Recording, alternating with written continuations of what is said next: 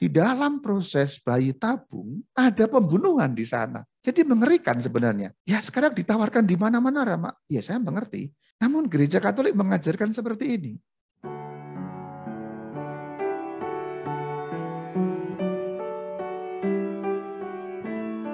Sekarang kita masuk kepada masalah-masalah yang lebih aktual. Ini akan lebih rinci, juga nanti akan membahas mengenai bayi tabung. Ini menggejala karena bayi tabung ditawarkan di mana-mana dan sayangnya orang Katolik nggak ngerti. Ada cukup banyak yang ngerti maksud saya bahwa bayi tabung bertentangan dengan iman Katolik. Yuk kita baca.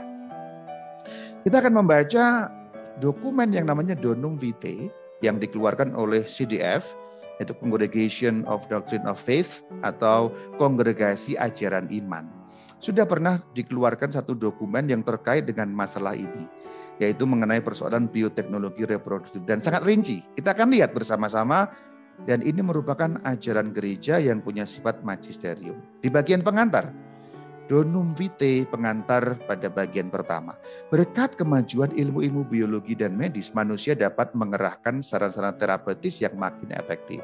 Jadi terapeutis itu untuk penyembuhan, untuk memperbaiki kesehatan. Itu ilmu biologi, ilmu medis, itu disitulah gunanya sesungguhnya. Gereja mau mengatakan begitu. Jadi kalau ada perkembangan ilmu biologi, ilmu medis, bioteknologi, arahnya terapeutis ya, untuk makin kesehatan manusia itu baguslah. Intinya kira-kira begitu. Tetapi, ada kalimat lanjutannya, ia dapat juga memperoleh kekuasaan baru yang akibat-akibatnya tak dapat diperkirakan bagi hidup manusia pada permulaan dan pada tahap-tahap pertamanya. Kekuasaan baru itu ya tadi itu, seakan-akan menjadi Tuhan di atas meja laboratorium, lalu bisa memilih ini mati, ini hidup, ini enggak usah, ini kita buang, ini kita pertahankan. Nah itu kan lalu menjadi apa itu? Playing God bukan, berlagak pencipta bukan. Itu yang disebut kekuasaan baru. Jadi memang bisa dua arah. Biologi, medis atau bioteknologi bisa untuk menyehatkan manusia. Mungkin harapan hidup makin panjang, tapi bisa berlagak pencipta. Yuk kita lanjutkan. Berbagai prosedur dewasa ini memungkinkan intervensi tak hanya untuk mendukung, melainkan juga untuk menguasai prosedur prokreasi. Nah, menguasai. Nanti akan lebih rinci lagi apa maksudnya menguasai. Ada pemilihan, ada yang dibunuh. Nah itu. Teknik demikian itu memungkinkan manusia mengambil alih nasibnya sendiri, tetapi juga menempatkannya dalam godaan melampaui batas-batas penguasaan yang masuk akal atas alam. Gereja mengatakan itu sudah melampaui batas yang dimiliki oleh manusia. Sesuatu yang mungkin di alam dunia ini bukan selalu boleh. Ada banyak kemungkinan, ada banyak hal yang secara teknis memungkinkan. Tapi bukan yang mungkin boleh, tidak demikian. Kalau yang mungkin boleh, kita apakah kemudian bisa meledakkan bumi dengan nuklir? Bisa. Tapi apakah boleh? Ya tidak gitu. Bisa nggak dipasangi nuklir seluruh dunia kemudian meledak? Ya bisa. Mati semua radioaktif, ya hancur, ya bisa. Tapi apakah sesuatu yang bisa selalu boleh? Tidak demikian. Ada banyak hal yang sudah diatur, contohnya penggunaan nuklir dan sebagainya itu. Ya banyak manfaatnya, tapi memang situasi kadang-kadang licin. Ada juga hal-hal yang melampaui batas. Sama bioteknologi reproduktif juga seperti itu. Ini bagian pengantar mengatakan hal yang seperti itu. Masih lanjutannya. Meskipun teknik seperti itu dapat berarti kemajuan dalam pengabdian bagi manusia, tetapi juga terkait dengan resiko berat. Jadi gereja cukup adil menilainya. Ada kemajuan dan bagus untuk kesehatan, untuk mengabdi manusia. Tetapi resikonya berat juga, tidak mudah. Sekarang masih pengantar pada nomor 2. Maka dari itu ilmu dan teknik dari dirinya sendiri menuntut hormat mutlak terhadap kriteria mendasar moralitas. Dasarnya apa? Ada kriteria yang mendasar yaitu apa? Mereka harus mengabdi pada pribadi manusia. Ini kembali ke bagian depan.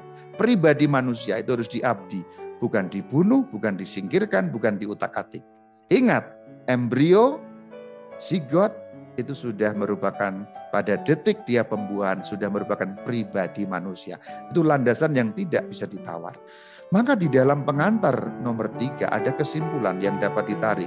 Begini kesimpulannya, intervensi pada tubuh manusia tidak hanya mengenai jaringan, organ dan fungsinya, melainkan juga pada pelbagai taraf menyangkut pribadi manusia itu sendiri.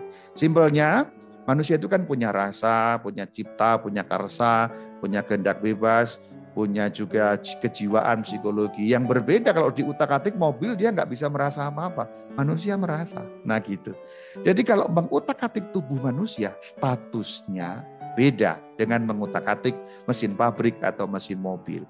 Tidak bisa tubuh manusia dianggap seperti hanya merupakan organ, jaringan, atau gampangnya dianggap mesin. Itu kesimpulan pertama yang dapat ditarik. Kemudian pada nomor 4, nilai-nilai mendasar yang terkait dengan teknik dan prokreasi artifisial ada 2. Kehidupan manusia yang dipanggil dan ciri khas penerusan hidup ini dalam perkawinan.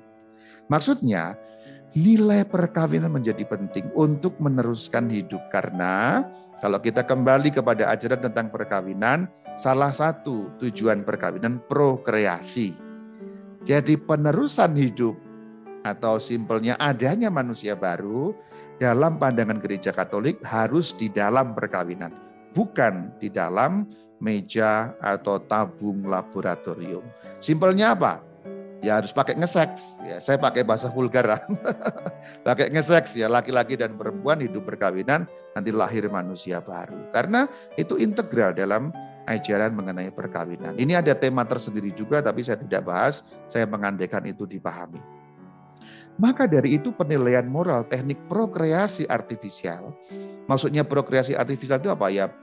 Pembuatan manusia, tanda petik. Pembuatan manusia di meja atau di cawan atau di tabung itu diutak-atik oleh ahli peneliti atau dokter itu loh maksudnya. Harus dirumuskan dengan mengacu pada nilai-nilai itu. Nilai-nilai yang disebut di depan yaitu apa? Hormat pada pribadi manusia dan pada apa? Hidup perkawinan. Bahwa hidup manusia harus melalui hidup perkawinan adanya manusia itu. Kemajuan teknik memungkinkan prokreasi tanpa hubungan seksual. Nah ini dia yang tadi saya sebut. Prokreasi, adanya manusia baru dalam ajaran Katolik ya harus ngeseks. Nah dengan teknik biologi teknik atau biotek itu, prokreasi, adanya manusia bisa tanpa ngeseks. Dengan mempertemukan dalam bejana, ya dalam cawan atau dalam tabung laboratorium, sel-sel benih yang sebelumnya diambil dari laki-laki dan perempuan. Ini bayi tabung nanti arahnya ya. Namun yang dapat terjadi dengan cara teknis tidak dengan sendirinya dibenarkan. Nah ini yang saya sudah sampaikan. Yang bisa tidak selalu boleh. Nah itu ya, di dunia ini banyak sekali hal yang boleh, tapi juga tidak boleh. Ada banyak hal yang bisa, tapi juga tidak bisa.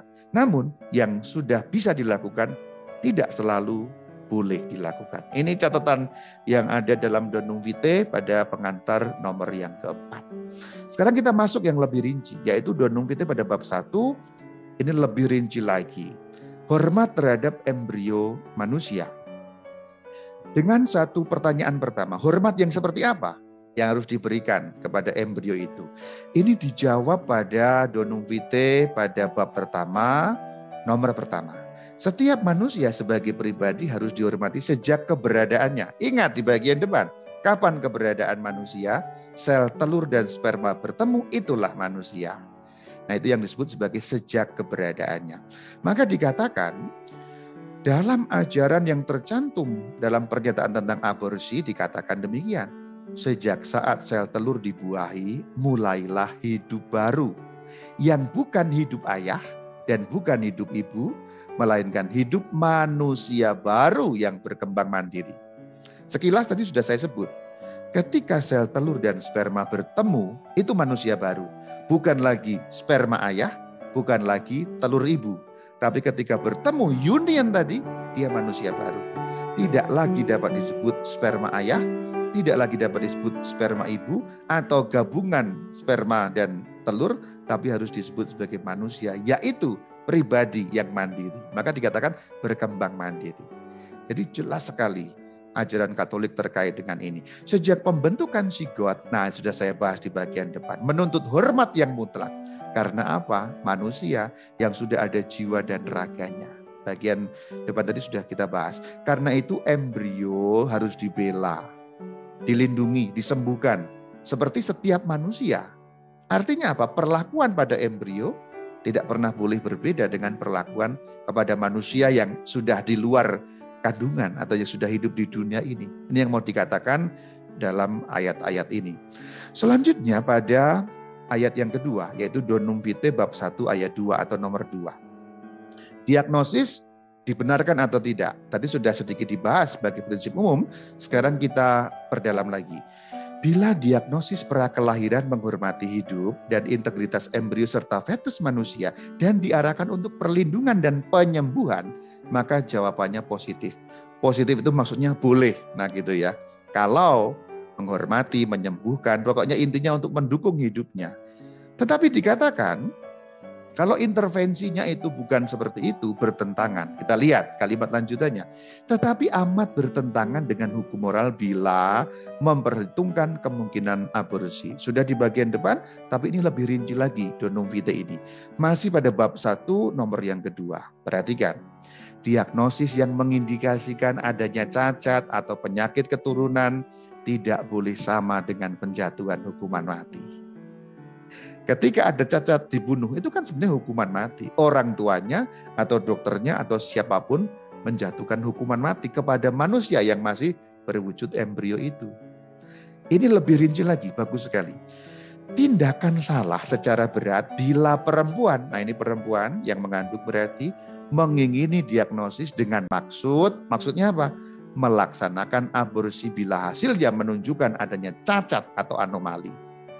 Jadi hanya maksud pun sudah dikatakan itu pelanggaran berat. Maksudnya apa simpelnya? Kalau kamu mengandung seorang perempuan, kemudian diagnosis prakelahiran, ya didiagnosis itu yang masih di kandungan itu, tapi dalam hati sudah mikir, nanti kalau ini bagus dipertahankan, kalau enggak aku gugurkan.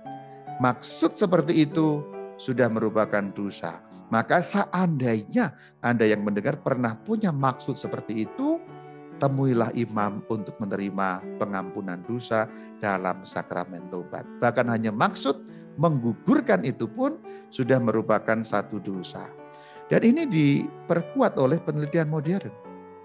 Adanya maksud membunuh itu berpengaruh kuat sekali di dalam nantinya psikologi anak yang lahir itu. Anak yang pernah maksud mamanya punya maksud untuk membunuh, yaitu menggugurkan, nanti secara psikologis ada gangguan-gangguan. Itu sudah dibuktikan secara medis. Ada banyak penelitian mengenai itu. Kita lanjutkan. Demikian pula pasangan, nah berarti bapaknya atau suaminya, lakinya, orang tua yang mengandung maksudnya, atau siapapun bertindak melawan moral kalau mendukung maksud tadi itu.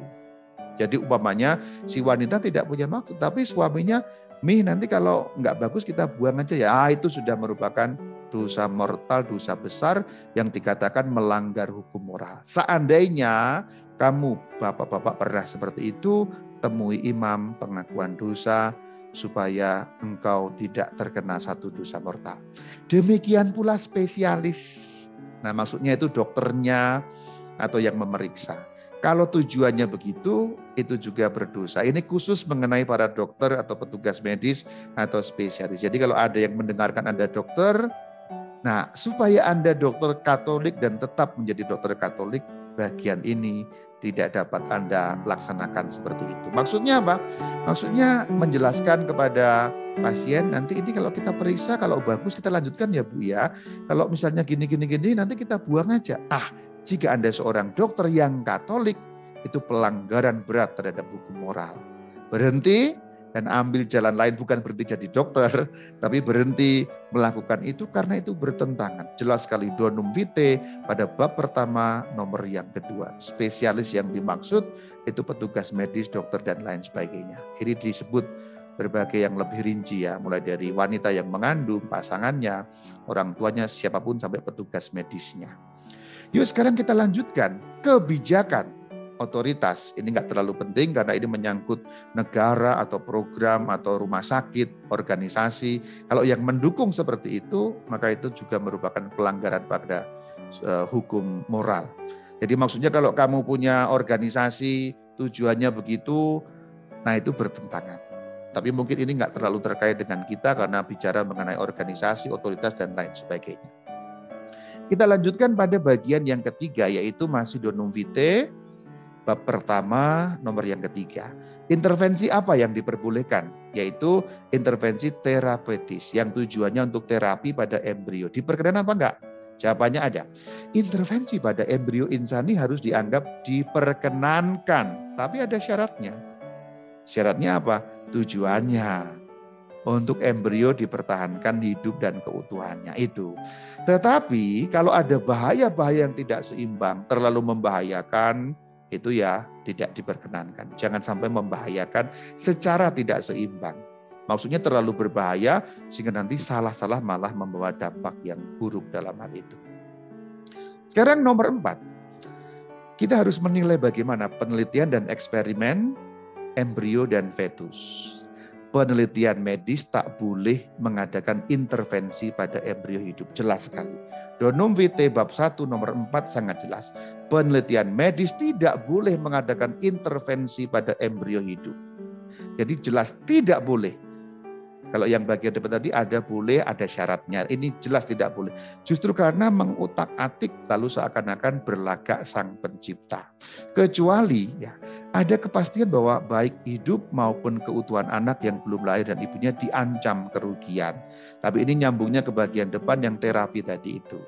Lalu syaratnya orang tua menyetujui. Nah ini sekarang ini. Ini terkait dengan nanti nyambung ke bayi tabung. Kebiasaan mempertahankan embrio insani hidup, in vivo atau in vitro, yaitu dalam tabung atau dalam cawan, seperti kata orang demi eksperimen dan perdagangan, sama sekali bertentangan dengan martabat manusia. Ini sudah mulai nyambung ke bayi tabung. Bayi tabung itu kan istilah teknisnya kan in vitro fertilization ya. Kalau dalam istilah umum kan bayi tabung, tapi itu istilah populer saja. Nah sekarang khusus mengenai bayi tabung. Bagaimana penilaian gereja secara moral menggunakan embrio hasil pembuahan in vitro. Kita lihat. Nah in vitro itu bayi tabung ya, istilah teknisnya atau istilah populernya. Ini gambarnya bagus sebenarnya ya. Jadi bayi ditabung gitu. Sebenarnya nggak seperti itu teknisnya, tapi ini kan gimmick saja ya. Saya cari di internet ada ternyata. Sesungguhnya yang terjadi yang memainkan manusia, meskipun bentuknya masih embrio. Tapi ini hanya sekedar gimmick saja. Ini yang lebih penting ya. Donum Vitae bab 1 pada nomor yang kelima. Embrio insani yang dihasilkan in vitro harus dipandang sebagai makhluk insani. Kembali ke bagian depan. Tetap embrio bagaimanapun harus dihargai sejak pertama hidupnya, yaitu saat pembuahan. Repotnya adalah di dalam proyek bayi tabung itu memperalat embrio. Kita lihat, bertentangan dengan moral menghasilkan embrio insani untuk memperalatnya, yaitu untuk memperoleh bahan biologis yang tersedia siap untuk dipakai. Seakan-akan hanya menjadi adonan-adonan saja, istilahnya tanda petik ya. Itu kan berarti memperalat, itu manusia loh, itu manusia. Manusia, jangan diadon. Ya, ini bahasa gampangnya, saya permudah. Karena kebanyakan dari kita mungkin nggak terlalu paham tentang medis ya, saya permudah ya. Itu di cawan, di dalam laboratorium, itu kan sudah manusia. Diutak-atik berarti sebagai bahan. Tidak menghormati martabat manusia. Itu yang pertama. Yang kedua ada lagi, nah ini lihat. Dalam cara yang biasa dipakai untuk pembuahan in vitro, tidak semua embrio dimasukkan ke dalam rahim. Beberapa dihancurkan. Jadi sebenarnya kalau bayi tabung yang dimasukkan tuh tidak semua. Ada beberapa embrio yang dihancurkan. Artinya dihancurkan apa? Dimatikan. Dimatikan berarti apa? Aborsi. Aborsi berarti apa? Pembunuhan. Jadi secara moral gereja Katolik, program bayi tabung atau pembuahan in vitro mengandung bahaya yang luar biasa yang bertentangan dengan hukum moral justru karena ada, saya pakai kata-kata vulgar, ada pembunuhan di dalam proses itu. Saya ulangi, di dalam proses bayi tabung ada pembunuhan di sana. Jadi mengerikan sebenarnya. Ya sekarang ditawarkan di mana-mana Rama. Ya saya mengerti. Dan cukup umum itu. Namun gereja Katolik mengajarkan seperti ini. Dan itu memang ajaran yang benar karena sejak embrio, sejak zigot, pokoknya begitu union sel telur dan sel sperma, dia manusia. Kalau dihancurkan, kalau dibuang, itu juga merupakan pembunuhan bukan? Nah ini mengerikan sekali. Maka apa? Gereja selalu menolak aborsi. Itu melawan hidup. Menghancurkan hidup, aborsi, pembunuhan. Ini kalimat lanjutannya yang terkait dengan itu. Peneliti yang bertindak demikian menempatkan diri menggantikan Allah. Karena kemudian dia kan ini dimasukkan, ini dibuang. Kan kayak Tuhan gitu. Kan berlagak pencipta. Ini boleh hidup, ini nggak usah hidup. Itu yang dimaksud peneliti menempatkan dirinya menggantikan Allah. Yaitu apa? Penentu nasib orang sejauh ia sesuka memilihnya. Siapa yang boleh dibiarkan hidup, siapa yang harus dijatuhi hukuman mati. Ini kalimat yang dipakai bagus sekali. Dijatuhi hukuman mati. Membuang embrio, tidak memasukkannya. Itu merupakan hukuman mati. Harafiah demikian. Pembunuhan. Dan juga dikatakan sejauh ia membunuh orang yang tidak bisa membela diri sendiri. Maka gereja mengajarkan abortus, pengguguran, pembunuhan janin, itu lebih besar dosanya, tanda petik, dibanding membunuh manusia yang hidup. Bukan berarti boleh membunuh manusia yang hidup, sudah gede ya, enggak. Tapi coba bayangkan nalarnya. Kalau kita membunuh orang dewasa itu masih bisa berteriak tolong-tolong, masih bisa melawan, masih bisa membela dirinya. Kalau kita membunuh embrio, membunuh janin, bahkan dia mengatakan tolong, itu pun tidak bisa. Apalagi membela dirinya. Jadi makhluk yang lemah sekali yang seharusnya kita tolong. Maka bayi tabung bertentangan dengan moral Katolik. Saya katakan ini di ruang virtual ini supaya orang Katolik juga menyadari bayi tabung tidak cocok dengan iman Katolik. Apa pendasarannya? Sudah dijelaskan pada bagian depan tadi. Bagian terakhir terkait dengan manipulasi embrio sehubungan dengan bioteknologi reproduksi, bagaimana? Prosedur itu bertentangan. Jadi mengutak-atik itu bertentangan. Termasuk contohnya cloning nanti ya. Ada dikatakan cloning di sini ya. Nah ini dia. Melalui apa yang disebut pembelahan anak kembar, cloning, atau parthenogenesis dipandang bertentangan. Jadi utak-atik genetika yang untuk seakan-akan kita jadi Allah, memilih ini yang bagus, di gen ini yang ini dibuang, embrio ini dimatikan, embrio ini dihidupkan. Ini sama dengan soal bayi tabung tadi. Bertentangan dengan hukum moral, bertentangan dengan iman Katolik. Juga karena apa?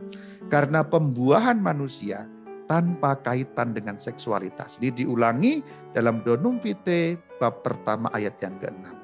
Pembuahan manusia baru harus melalui ngeseks, bahasa gampangnya. Karena itu integral nyambung dengan ajaran mengenai perkawinan. Diutak-atik di meja atau di laboratorium itu bukan cara yang sesuai dengan ajaran iman Katolik. Nah ini bertentangan dengan martabat prokreasi dan sanggama. Karena sanggama atau hubungan seksual punya nilai di dalam iman Katolik, di dalam hidup perkawinan sebagai penyerahan diri yang utuh dan dipakai Tuhan sebagai sarana prokreasi. Simpelnya, kalau kamu adalah suami istri, kamu berhubungan seksual antara pasangan, kemudian ada manusia baru, kamu menjadi co-kreator loh. Kamu dipakai oleh Tuhan, diajak kerjasama oleh Tuhan. Jadi kamu kongsian sama Tuhan. Untuk apa? Tanda petik membuat manusia baru. Jadi mulia sekali hubungan seksual itu dalam moral Katolik.